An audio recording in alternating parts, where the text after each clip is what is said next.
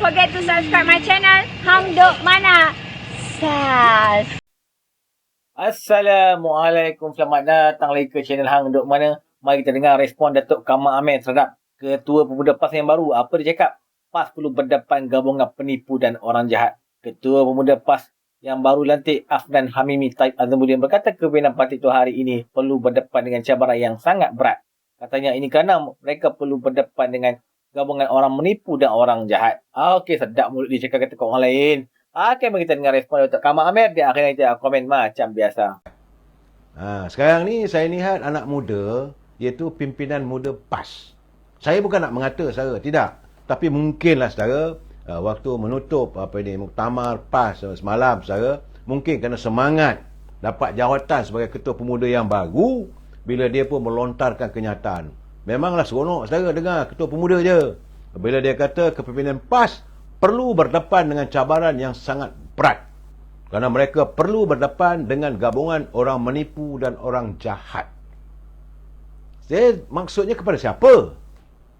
Memanglah orang tahulah kalau pembangkang dia tuju pada parti kerajaan. Tetapi persoalannya apakah dia tak sedar bahawa PAS juga kini berhadapan dengan puak-puak penipu dan penjahat. Jangan lupa saudara, yang bersama dalam gabungan mereka sedang didakwa dalam isu sakau jana wibawa. Apakah baik dalam keadaan begitu saudara? Dan malahan kesan daripada itu terpaksa pula lari keluar negara. Jadi apakah pimpinan anak muda begitu, mereka dia sedar bila dia lontarkan kenyataan begitu saudara? Dan bagaimana dengan puak-puak pemfitnah yang menghasut saudara, yang tidak lain melakukan perpecahan ummah? Apakah itu kumpulan yang baik? Bagaimana puak-puak yang asyik mengkhianati mandat rakyat? Apakah mereka nak dianggapkan sebagai orang yang baik? Sebab dia kata pimpinan PAS sekarang ni, pemuda PAS berhadapan dengan orang-orang yang jahat, yang tidak amanah. Jadi yang saban hari bercerita soal tebuk atap, yang mengkhianati keputusan rakyat, siapa?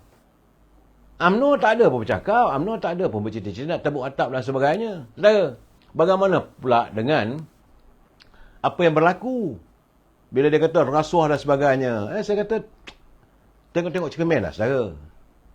2 pilihan raya telah pun dibatalkan oleh mahkamah. Kerana apa? Kerana adanya elemen rasuah di kalangan pengundi. Dua-dua pilihan raya itu, satu di Kuala Terengganu dan satu lagi terpaksa dia ada dari Kemaman.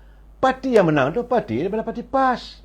Saya nampaklah sebagai ketua pemuda yang baru, sebelum dia nak melontarkan kenyataan, lebih baik fikir hati-hati.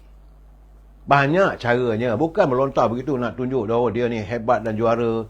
Tak mahunya saudara, sebab akhirnya orang mengatakan bahawa ini macam pulang paku buah keras lah saudara. Macam mana kalau bahasa Inggeris dia kata the pot calling the kettle black. Kata dulang paku serpih, kata orang aku yang lebih. Saudara, sebab yang mulut jahat, yang memaki hamun, dari mana? Saya tak nafikan ada juga daripada UMNO, ada juga daripada keadilan, ada juga daripada amanah, yang kadang-kadang keceluparan itu berlaku. Tapi bukan semara setiap masa. Tapi lihatlah, saban hari bila adanya pentas-pentas politik dibuka, siapa yang melontarkan kenyataan-kenyataan yang menghasut, yang membenci, yang bukan untuk menyantuni. Sewajarnya dia sebagai ketua pemuda, dia aku bercakap, kalau saya jadi pemimpin, saat ini saya diberi kepercayaan oleh pimpinan PAS untuk merajui anak muda, saya akan pastikan wibawa anak muda PAS menyantuni setiap persoalan mengikut ukhuwah Islam. Kita harus mewujudkan impian kasih sayang bersama. Saya kata kalau itu dilakukan, orang akan lebih sayang pada pemuda PAS. Tapi saya nampak apa yang berlaku, disemai lagi bibit-bibit perpecahan. Dengan menjelmakan tuduhan macam-macam. Jangan lupa saudara, yang dalam kumpulan kamu, kumpulan anda sekarang ini, mereka sedang berhadapan dengan kluster mahkamah. Jangan ingat diri anda bersih. Sebab itu saya mengingatkan pada anak muda yang baru menang jawatan ketua pemuda, berhemahlah dalam kita menangani persoalan politik saudara. Sebab keadaan sekarang ni, rakyat terbuka, dapat melihat. Jangan fikir bahawa kita ni bersih sebersih-bersihnya. Kita bukan maksum sifat kita, saudara. Saudara ni saudara Gajul, letaklah Lokman Adam calon BN PRK Kemaman. Saya fikir begini, saudara. Saya melihat, saya memilih untuk tidak memakai Hamon. Di Kemaman itu, untuk pilihan raya di Kemaman, saya merasakan bahawa biarlah keputusan itu dibuat oleh pucuk pimpinan akar umbi di bawah. Saya berkeyakinan orang Kemaman dia kenal siapa pemimpin yang wajar untuk mereka tonjolkan. Bukannya kita dari luar. Sebab itu saya berbual dengan Datuk Seri Presiden UMNO. Dia mengatakan bahawa apa yang akan kita lakukan adalah mengikut kehendak orang bawah. Masa pemimpin di atas merasakan dirinya benar, sudah berakhir. Mesti mendengar apa naluri kehendak bawah. Sebab itu beliau sendiri turun ke gelanggang. Saban hari, saya kadang-kadang sedih juga.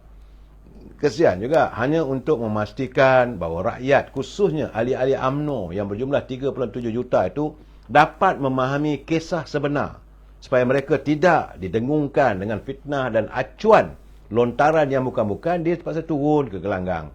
Sedangkan banyak kerja yang perlu dilakukan. Tapi terpaksalah, selaku Presiden Parti, beliau harus turun ke gelanggang menerangkan satu persatu. Kadang saya bersimpati jugalah.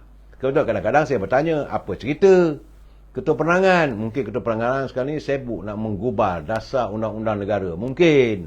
Saudara. Dan kita ada Datuk Seri Lokman, tapi beliau menjadi ketua sekretariat Kerajaan Perpaduan. Jadi masing-masing ada tugas.